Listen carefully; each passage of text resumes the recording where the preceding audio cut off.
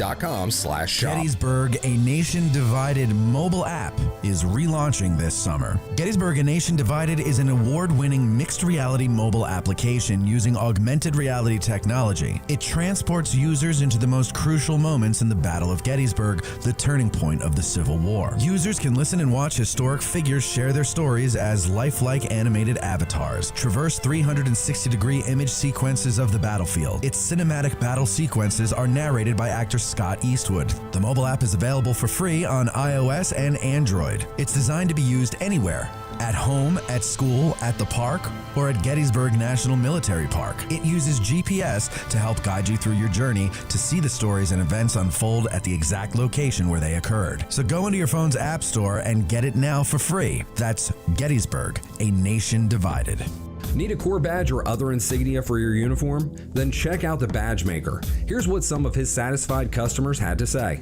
Miranda said, "I ordered an identification disc from Joe and it's fantastic. He hand stamped it exactly as I wanted. It has a great rough on-campaign feel to it and was reasonably priced to boot." Greg said, "My unit has purchased from him in the past. Quality badges and good service." And Jerry S. says, "The Badge Maker is the go-to place for accurate replica Civil War badges. Visit CivilWarCorpsBadges.com and attach a message with your order saying you heard about him on Addressing Gettysburg." The Seminary Ridge Museum and Education Center, Gettysburg's premier museum, is housed in the historic Lutheran Seminary building constructed in 1832, a witness to the first day of battle. The museum's 3 floors of exhibits connect visitors to the dilemmas that led to the Civil War, provide a powerful and personal view of the battle's first day, and explore one of the battlefield's largest hospitals. No visit to the Seminary Ridge Museum and Education Center is complete without a guided tour of the building's famous cupola, where on the eve of battle, officers and civilians saw thousands of Confederate soldiers' campfires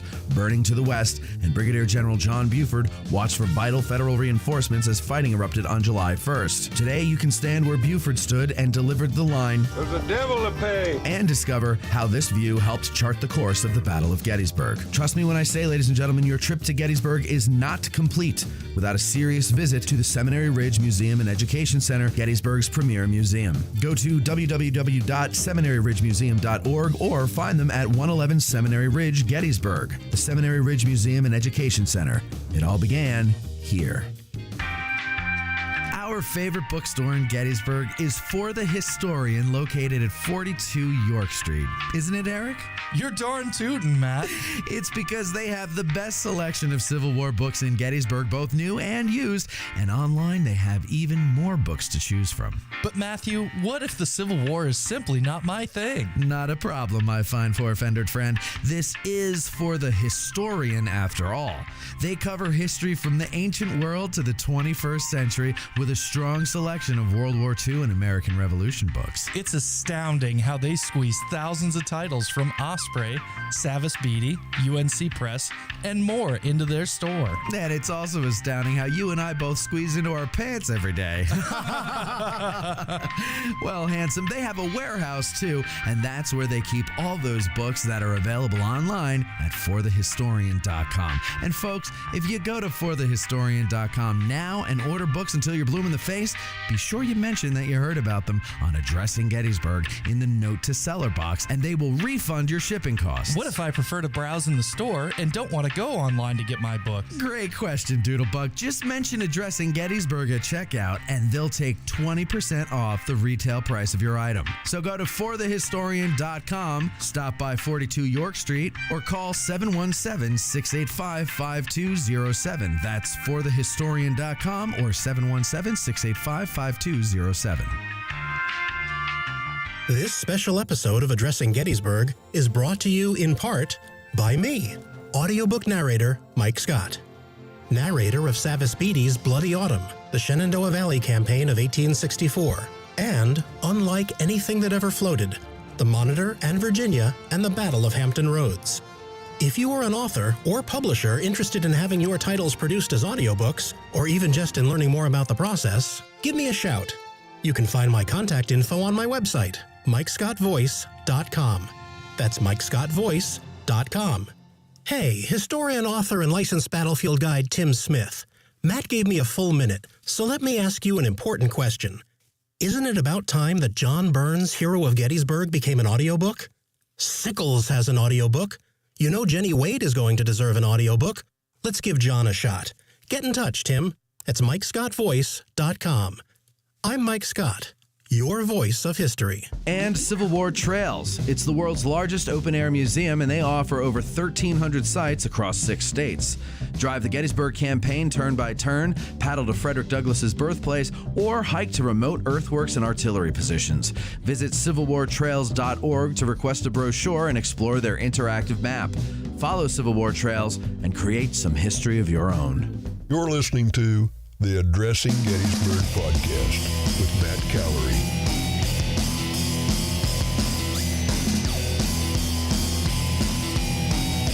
Was that a ghost?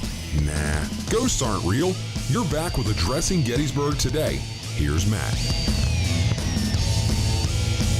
Hey, Terry, do you have a small wiener too? What? I said, do you have a small wiener? Who? Your wiener, is it small? Mine is small. That's why I do this. You got a small wieners? Yeah, mine's small too.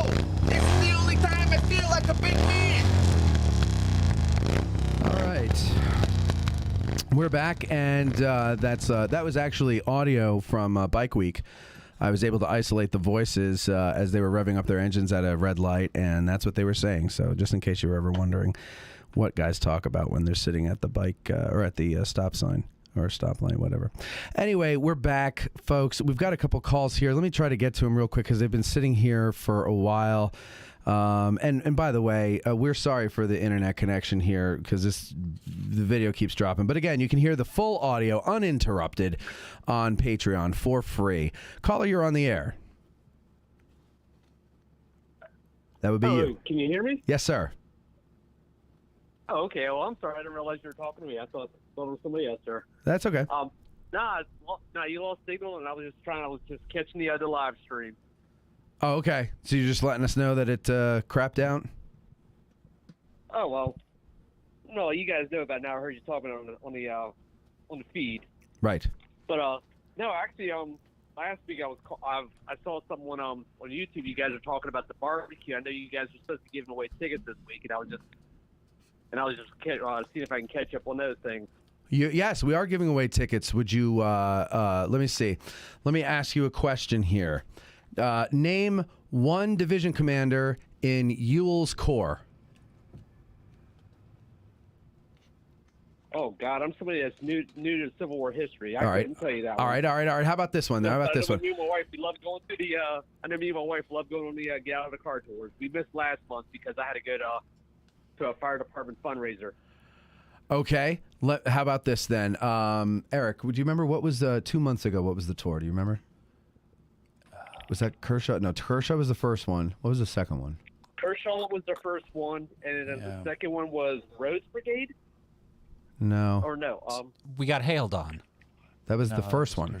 Yeah. Oh. That was the first one we got hailed on. The second, what the hell was the second one? We had to run through the stream, and that was the first one. Oh, we did day one. We went in May. May. What the hell was May's? East Cemetery Hill. Yes, it was. Was that May or June? No, that was June. That was June. No, we did day one. That was last. Oh yeah. Oh, it was Scales Brigade. Yeah. No, it was Scales. Perrin's Brigade. Okay. Oh yeah. Okay, so you were on that tour. Might not be fair to ask a question about that one. No, it won't. None of us could even remember. Because we couldn't even remember it. Yeah. Okay, you were on that tour, right? Yeah. All right. Yeah, Perrins and Kershaw's. All right. Ready? Here we go. I'll see what I can do. True or false? A homeowner called the cops on us. True or false? Well, I know that the homeowner was on her phone watching us. I don't know if she had called the cops, but I know because we were standing right there by. Just stop. That's enough of an answer. That's enough. You got the answer, and you got it correct. How many tickets do you need? 1 or 2? 2. 2. All right, 2 tickets. Do me a favor here. Hold on, ready? Watch this. We're going to do modern technology. The audience can't hear you, but I can. Go ahead. Give me your email address. Keep going. Mm-hmm. Mm-hmm. Mm-hmm. Mm-hmm. Mm-hmm. Mm-hmm. And then I'm going to write down your phone number here in case for whatever reason here. Okay, so let's see. So you're kind of local here, I see, by your phone number. And this is, okay, Dallastown. Very good. Okay, very good. All right, Harry, thank you very much for the call. We will send those tickets out to you, or I will put you in touch with whoever has the tickets, et cetera, and we'll take care of that. Thank you for the call, and look forward to seeing you on the 20th. Thank you very much, and I'll be on the get out of the car tour as well. Very good. We'll see you then. Thank you. Thank you. All right, bye-bye. All right, and one more call here. We'll see what this person wants to talk about, if it ever decides to work quickly. Hello, caller. You are on the air. Hey, Matt. Oh, it's Cameron. Hello, Cameron. How are you? What? Eric, you were so fast with that picture. I know what's going on. How did you know it was Cameron? All right, Cam, what's going on? Not much, just a lot of work. Since I talked to you last, I was able to get to Little Bighorn and got to check out the battlefield. And right. How was it? Did you like it? I got to meet some.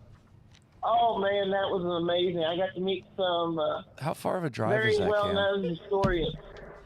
Eric wants to know how far of a drive that is. Here we go again. From my place, it's about 3 hours. So if you was to fly out here to Williston and ride with me down, we could be there in 3 hours. Could I fly direct into Williston from, like, I don't know, say Harrisburg? Yeah, you could. You'd have to switch flights in Minneapolis. Oh, well, that's not direct. Yeah, that's not not direct if you have a layover, Cam. Wait, where does he have to get the flight? Minneapolis. Who wants to go to Minnesota for Mindianapolis. No, it was Mindianapolis. Yeah, it was Mindianapolis. Oh, Mindianapolis. Yeah. Is it Minneapolis or Indianapolis? It's what you said. Mindianapolis. The first one. Minneapolis. Yeah. Yeah, All right. Minneapolis, St. Paul, the Twin Cities. Hey, Cam, while you're there, we got thank you for leaving this other voicemail. Everyone. It's Oh, no, Cameron. not again. I just calling with another update. I ain't called in a while. Buffalo are still out here. Seen a couple of mule deer now. And put up a teepee. And I think I saw a chupacabra, as they call them that. It's I don't know what it is, but one of the guys told me, "Oh, that's a chupacabra," and I don't know why, but it was kind of frightening because everybody else around was like, "I thought these were supposed to be down in South America and Puerto Rico and stuff," but no, they up here in North Dakota too. So that's another thing. All right, Cam, that's it. I won't torture you anymore. All right, Cameron. So you saw Little Bighorn. Anything else you want to tell us? Do you miss us?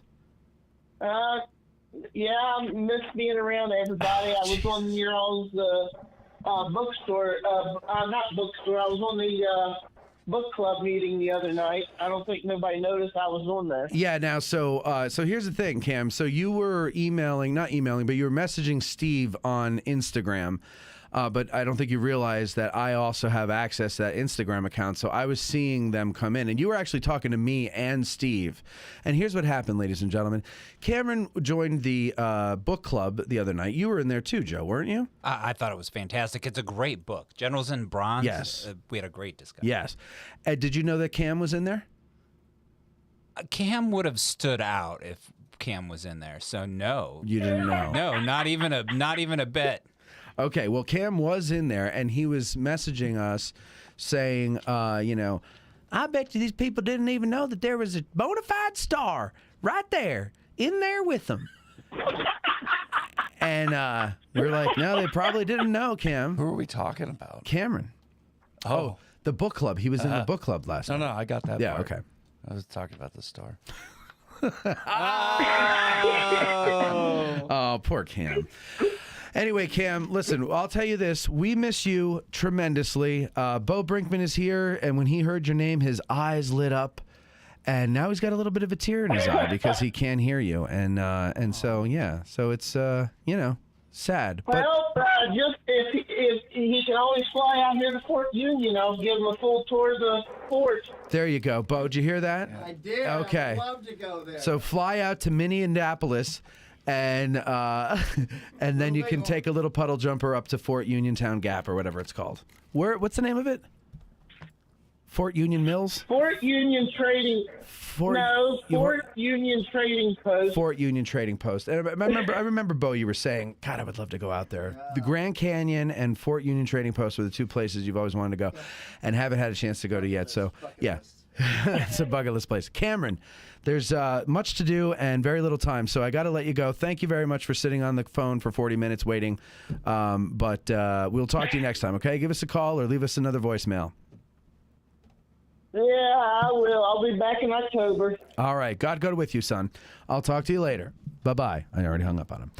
All right. Sitting with us is Amy Welsh. And Amy Welsh has some questions. Amy wants to know about this book here, My Country Needs Me.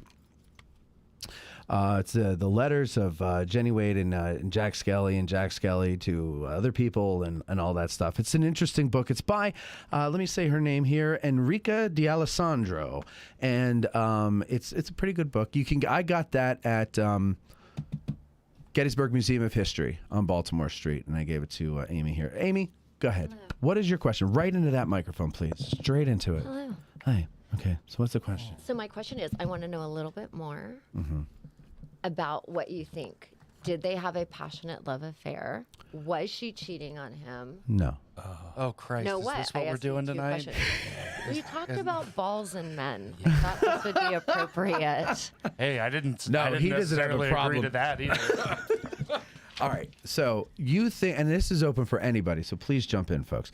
All right. So you want to know, did they have a love affair? Yeah. I think they had a love affair. Joe, what do you think? I think Jenny had a love affair with a lot of the boys in Gettysburg. All right. Just leave it at that for now. So, Julie, do you know anything about this?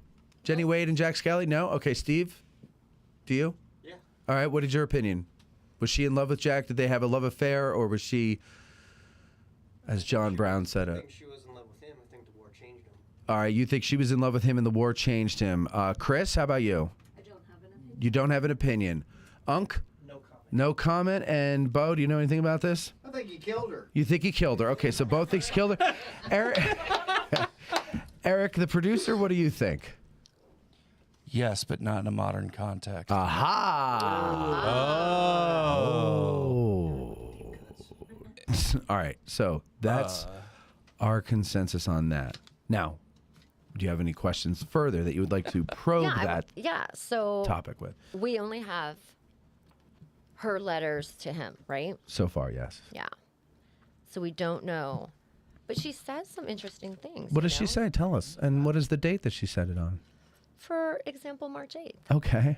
A 62? 1862. Okay. The old 62. Yeah, great year.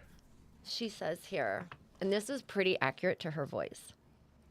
I have grieved myself so much for the last 18 months.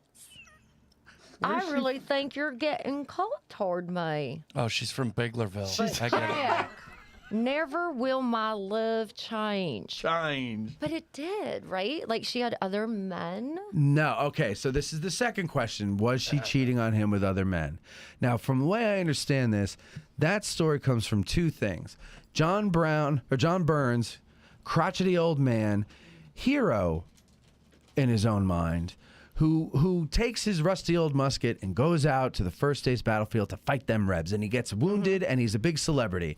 But also Jenny Wade, tragic 21-year-old young woman, cut down in the prime of her life by a stray bullet in the Jenny Wade house. If only she knew that the name of the house should have told her, maybe there's a reason why I should not be in here because it's named. Okay, but never mind. I'm Maybe. trying to make a Lou Gehrig joke. Anyway, so my point is, she. See what I'm saying? I get it. Yeah, I get was it. Like, trying to go somewhere with right, it, but I'm just not lucid enough right now. Right, he knew the disease was named after him. So Right, he should have known. Should have Yeah, known. and so she should have known that not to go. At least question why is it named after me? Anyway, Right. Thank God we got that explained. yes, thank you. It was. I'm very disappointed in myself. I'm so sorry. Can you read another portion? Wait, hold on. I am Hold on, loving wait. this. So John Burns is jealous that people are also asking about her when they're asking about him. When like a reporter comes to talk to him, so he gets out. He goes, she was a whore or something to that effect. Okay. Slander. So then that's where that idea comes in, and I think there was another. What was the other thing? I think Tim was saying that some woman said that too. But that's where it So starts, right? basically, he's writing the history because she's gone. But What the hell is her name? Tilly Pierce. Tilly Pierce also was not fond of her. And here's the other thing. Jack's mom wrote Jack a letter saying, Jenny's been keeping with such and such and so and spending, you know. And Jack asked Jenny, and he said, "Sup with that?" And she said, "Oh, well, you know them. They're old friends of ours and everything. And it's nothing untoward. I love you, Jack, and blah, blah, blah." And so Jack wrote back to his mom, "Mom, I talked to Jenny. I believe what she says. Quit gossiping and stop listening to gossips and Pause. drop it." Go ahead. Don't you think like maybe a mom should not be like meddling when he's at war? Like, let's throw some more No, at ya. she's protecting his interests back home. But she wasn't if she's lying. She wasn't lying. She was listening to gossips. And she couldn't tell the difference. She didn't know. So she was like, hey, I don't know. She wasn't saying this is fact. I think she was saying, you might want to have a heads up here. This is what I'm hearing. So he's getting all twisted. And maybe if moms meddled a little more today, we'd have less problems. Getting all with twisted. children. Yes, go ahead. But they were pretty consistent. Like the dates, you Yeah, know, December 14th. You No, she liked December him. 4th, December 4th. Like they constantly, January 24th, February 22nd, they were back and forth and back and forth. Right. Right? Go ahead. Give us another excerpt. Let's see here. Or do you have another question? Please hold. We'll wait. Here she writes this. Think of the heart of faith that watch with anxious Not pain. from the South. Okay, sorry. Go ahead. You Yes. don't know that. No, it's the old days. I get it. They all talk that way. So there's a lot of things where she, and she always signed it, may I ever remain your true friend and well-wisher. Uh-huh. Like she never really was like, you're a lady. She never gal. was like, oh. Like, she 'cause never I don't signed think, it. I don't know if they did that back then. In Victorian writing, you were always like cryptic about things, Okay. you know? So like you didn't just come out and say like, you know, I want to jump your bones when you get home. And here she writes, January 24th, you know, try to get that furlough. It's 1 year since I've seen you. That's a long time. So she's trying to get him to get furloughed, and he can or won't. I don't know. Now, Steve has an interesting thing here in that, because you were saying before, during the break, that it sounds like Jack is kind of getting cold towards her. Yeah, right? she even writes that. Yeah. She even writes that, right. And so, Steve, what was your... Well, I said the war changed. Come up closer or speak up. I said the war changed him because, I mean, I think Eric can attest to it too. Like the person that I was when I deployed at 20 was not the same person that I was at 28, and you lose a lot of that interest.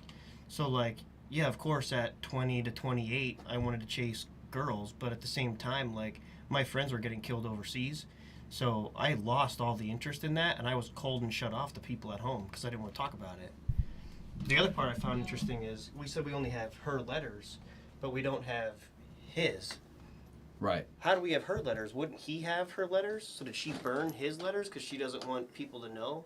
No, I think weren't they in his effects when he died and Right, so made their way back? He's keeping her letters, right? So that So let me ask you something. If he's keeping her letters and traveling around with them and finding a spot to continue those, do you think being furloughed and watching the tragedies happen around you, was this something he was just holding on to? Was this a grasp of hope for him? Yeah, I would Do you think so. think? That's because I was like that with some of the things that I went through overseas. So I was holding on to some of my innocence, so to speak, with some of the stuff at home, even though the war was changing me for like forever, basically. So you're seeing that change and you're realizing the change is occurring, but you're holding on to stuff knowing that you're never going to be that person ever again. So to answer your question, yes, I think he may have been holding on to that as a remembrance of who he was before he left, realizing that when he came back, it probably wasn't going to be the same if he ever came back. Or it was giving him hope, and he was really using her letters as like, okay, He was I got killed. this. Was he killed in the Civil War? Yeah, he was killed Winchester. at Winchester And they were on the way up both- here. They both died within like a week or so from A one few weeks. I another. think he died later in July. Yeah. July 12th, I think. Yeah, And yeah. she was like the second? Third. Third. So like 9 days apart. That's kind of romantic, sad, horrible, but Well, so he says later in one of these letters, why aren't you, or she writes to him, I can't lie for you to get your furlough. So at some point in the missing correspondence, she is asking him To lie. so Yeah. he can go home. Like, hey, I'm pregnant. You have to come home, or I have the rickets, or Right. like whatever he's got. And she wouldn't do that for him. Yeah, and I feel like that he is saying to her, I agree with you, Steve. I think he probably has kind of, like, he's keeping a stiff upper lip here, but I think he's kind of just lost all sentimentality. And he's just telling her, oh, well, it's hard to do. I can't do it. And, the furlough, get a furlough. Well, he wants to do it. She won't lie for him. No, I thought she wanted him to lie for her. No, he wanted her to lie to the government so he can come home on furlough. And she writes okay. to him, can you do it? I'm going to do it in your voice and Jenny Wade's. I just can't, or that's really Cam's voice. Yeah. I just can't do it. there was a part where they had, we don't know what was discussed because we don't have his letter, but we Right. can surmise that there was that conversation to get him home, that something had to be said or done. Yeah, here's my bottom line on Jenny Wade. I think she is a misunderstood young woman because of the way people talked about her after her death. And until these letters that you're looking at here came out, we didn't really know a lot about the relationship between Jack and Jenny. So it was always kind of speculated, but nobody really knew. So we have a little bit more information now thanks to this book. I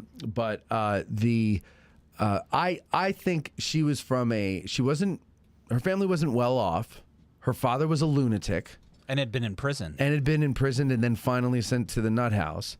And I think she was treated like a lot of people in that class would be treated by people in the middle and upper classes, and especially in their age group. So the younger people of the town probably did kind of look at her askance. And from one story from Tilly Pierce, the way she tells it, is she kind of reminds me of someone you would see on Ricky Lake or Jerry Springer or one of those shows where they just promote the trashiest people. Because there's that story when, so Jenny's younger brother Sam was like like a hired boy for the Pierce family, okay? And when the rebels are coming into town before the battle, they're like raiding into the town and they're looking for horses. And so Mr. Pierce says to Sam and a couple of other people, take the horses and get out of town. Well, they get found and brought back into town. And so there's little Sam on a horse being led by some Confederate cavalrymen, and Jenny's standing there watching from one street corner, and the Pierces are on their front stoop watching, and Mrs. Pierce says something about, that's not our boy, you just want the horses, give us the boy back, And Jenny's watching it, and then after Mrs. Pierce does all the hard work for her, Jenny goes something like, like, you're lucky they gave him back, because if something happened to Sam, I don't know what would have happened to you people. Like that, kind of like Jerry Springer thing. Yeah. Who does that account come from? Tilly Pierce. Who has a bone to pick. Right. Jenny Wade, so right? that's where I'm going, is that you have to be careful with all these stories, because who are the people telling the stories? Right. And also, when are they telling the stories? What about the letter in here where Jenny's talking about her mom tried to find this new guy for her, and she's like, "Meh." Oh, I missed that one. What's that story?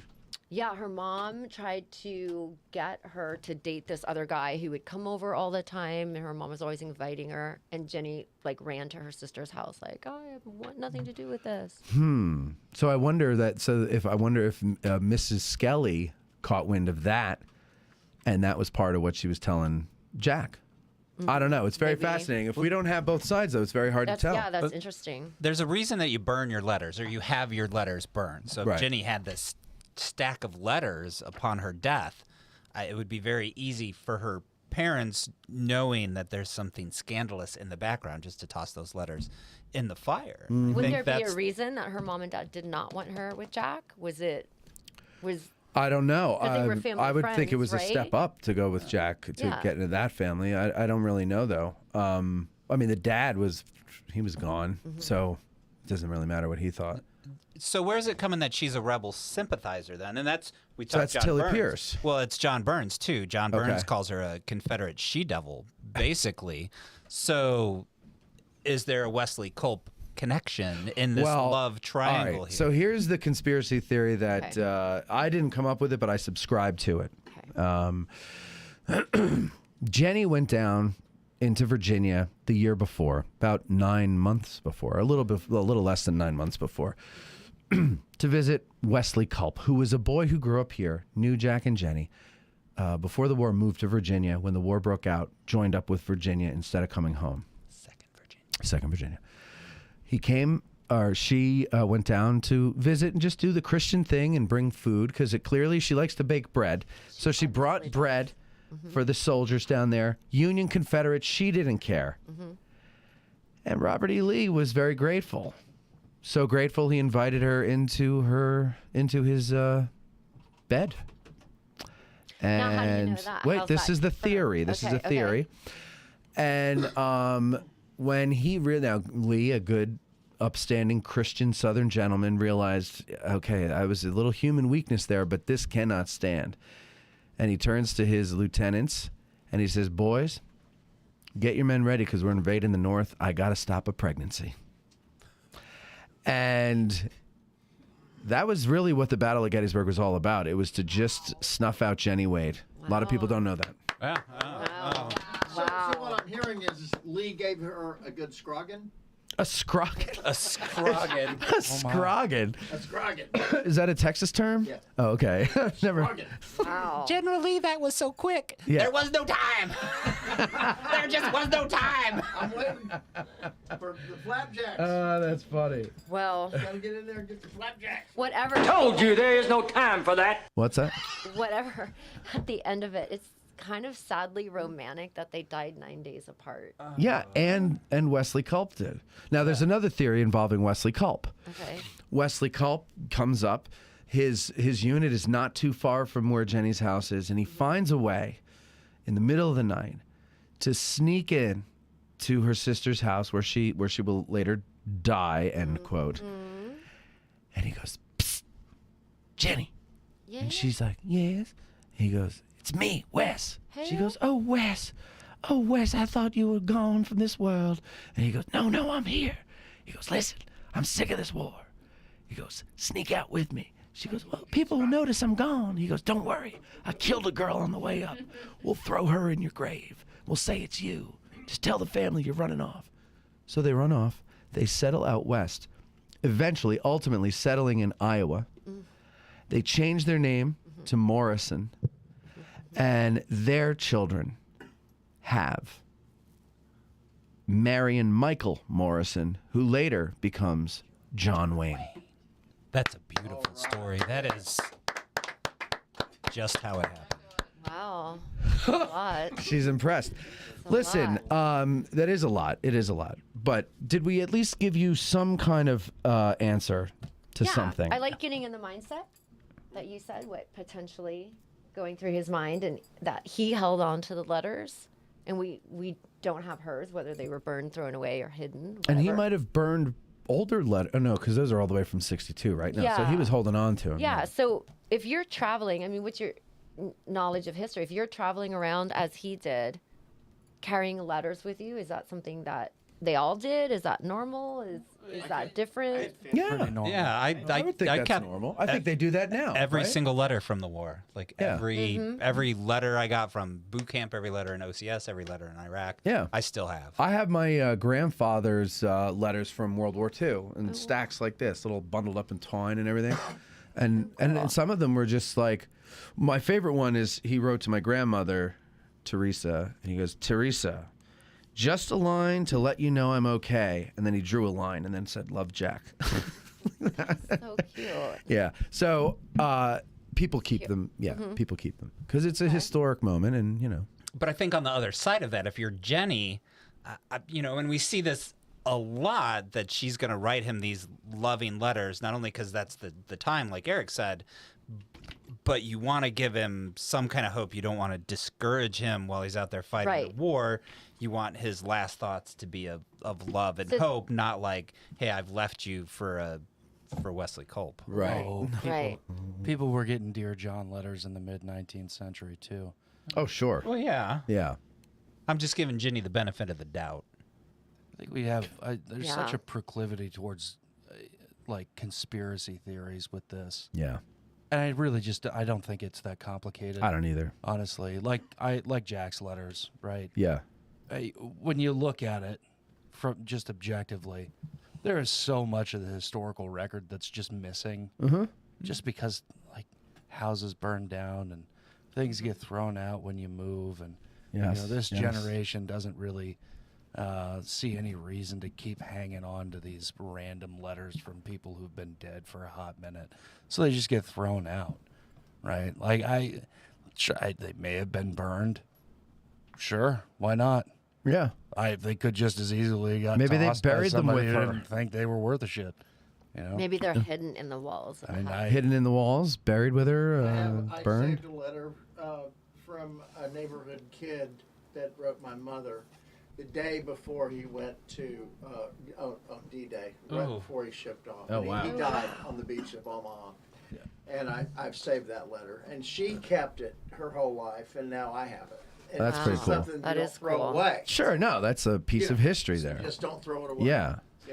Yeah, and I think the other thing about the whole story is that we don't really know who Jenny was or what she was like prior to all of this. Right. We know about her dying and then these letters out of context.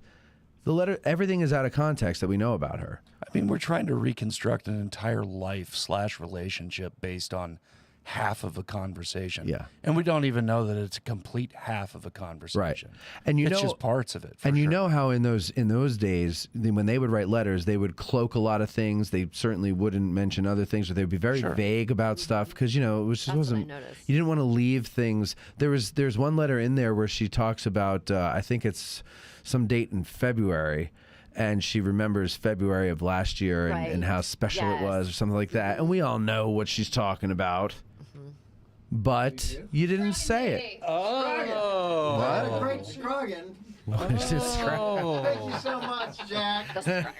I had a nice Scroggin last February. Is it Scroggin or Scraggin? Scroggin. Scroggin, yeah. That's a new one by me. Scroggin with a To meat hammer. conclude, Yes, to conclude. I was looking for a total like romantic situation, and all it is now is a Questions. lot of interpretation, but knowing more history, it's hard to interpret because it's not the same time. It's not it's No, hard but to human read beings into. human beings are still human beings. It's only 160 years ago. Yeah. So like love, young love is still stupid and clumsy and all that other stuff.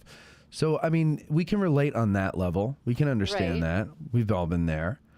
And I kind of felt sad for him. Like I didn't get the other letters, but I felt sad. Like I felt she was a little bit more like you know when you throw it out like, oh dear friend, I really loved you, flippant. and then roll it in like, Yeah. okay, see you later. yeah, she was a tease. Yeah, She was a little and tease. they wrote back and forth like a lot. What actor, and this guy isn't really relevant anymore, but what actor?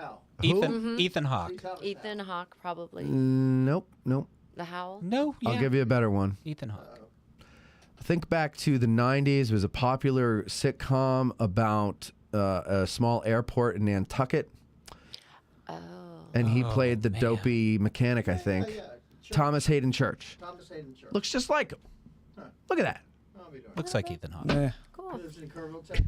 So the beautiful part about history, as you're reading this, there are those blind spots. But the great part is you get to fill them as you see fit, and Matt gets to fill them in, and Eric gets to fill them in. And that's what we do. We go off on our own and try and find out the parts that we're missing. And the mistakes that we run is that we fill in the blanks like we're doing here with stories from our own life and try to fill in those blanks with our own canvas.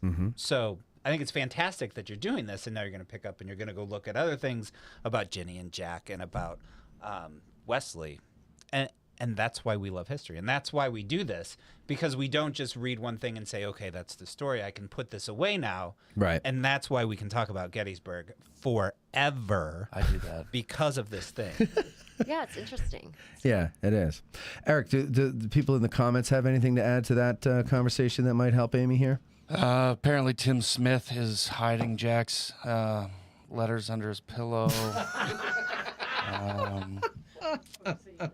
And this Bullshit. is interesting. Wow, and think about this. Tim is against ghosts and the walks associated with them. Maybe he's trying to hide that fact and wants to debunk the ghost walks to protect himself. What?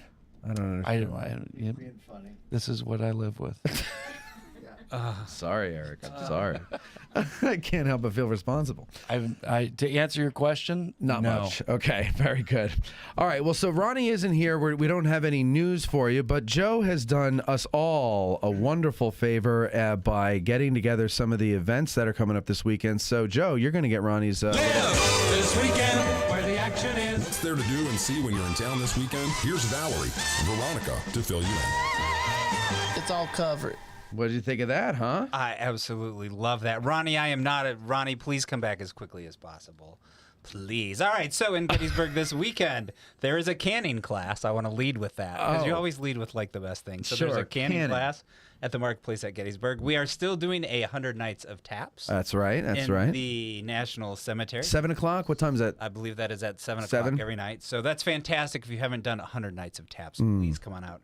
There's a lot of Christmas in July going on at the campgrounds in Gettysburg this weekend. That's a thing. I don't know. What is that about Christmas in July? What do people do for Christmas in July? I never did any. You buy Pretty sure things. it's Christmas in July. Is it just Christmas decorations in July? So, Okay. I think it's just getting you prepped. Prepped. It's half a year away. July 23rd at 6:30, there is a USO dance at the World War II American Experience. Okay. It's tomorrow night. Full. So I think that your card is full. That's adorable. I love it. So wait, that's right. The World War II thing's this weekend, isn't it? At the Eisenhower. Right. So you No.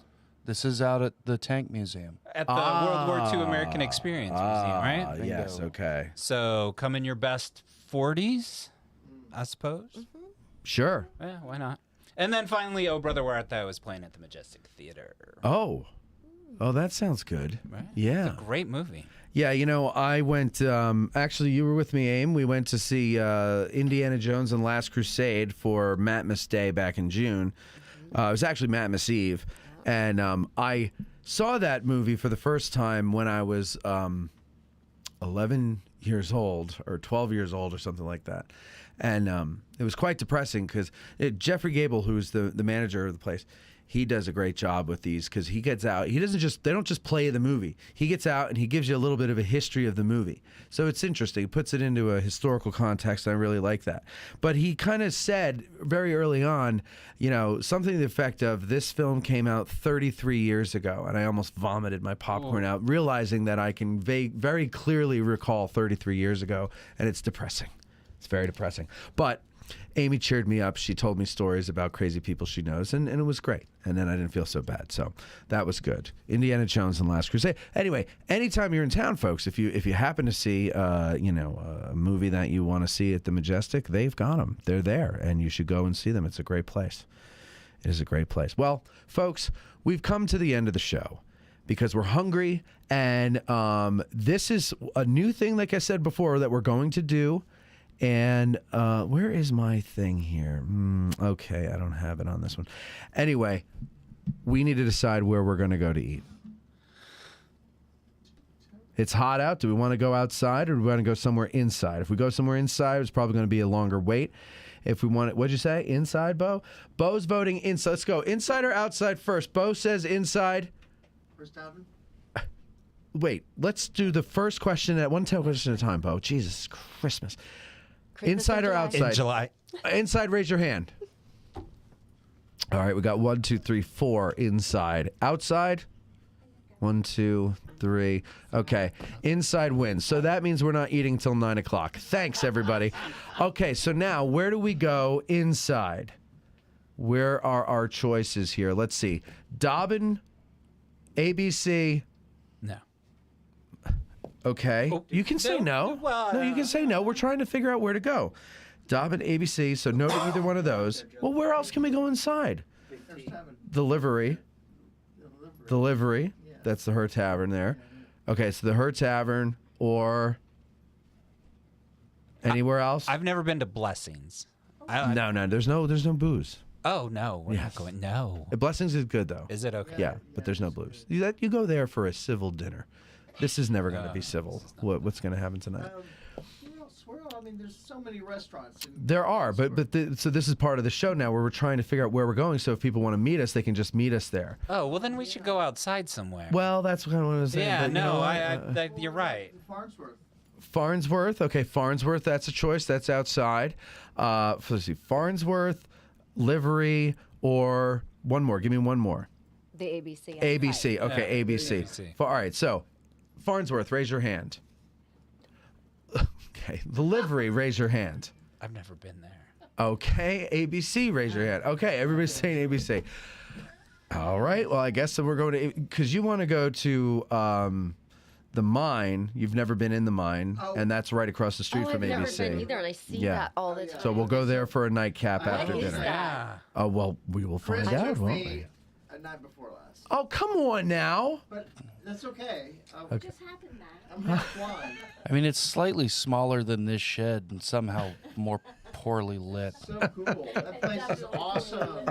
It's so It is pretty neat, right? All right, so we'll go there later on. Okay, so that's where we're going to go. We're going to go to ABC, and then God knows what happens after that. So that's the idea, ladies and gentlemen. Thank you for watching. Thank you all for coming in here and spending the time and being boisterous and laughing like you've been doing. And thank you for telling us about your one ball. We'll see you guys next time. Addressing Gettysburg Today is hosted by Matt Callery and Veronica Brestensky, Esquire. Produced by Eric, the producer, Moni. Applause led by Owen the Clabber. Guests of Addressing Gettysburg Today stay wherever they want. That's not our concern. To be a guest on the show, send an email to eric@addressinggettysburg.com. Addressing Gettysburg broadcasts from the Gettys Bike Tour Studios. Get a 15% discount on your next tour with Gettys Bike. I'm Huevos Grande, the voice of Addressing Gettysburg Today. Thanks for listening. Speak for yourself.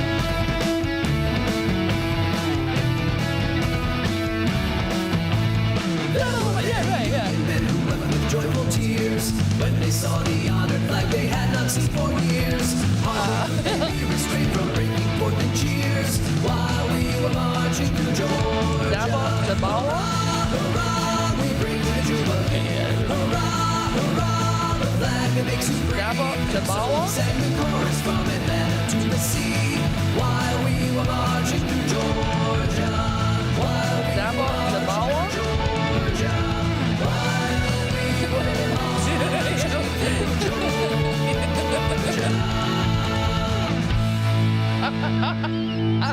If it looks like a duck, walks like a duck.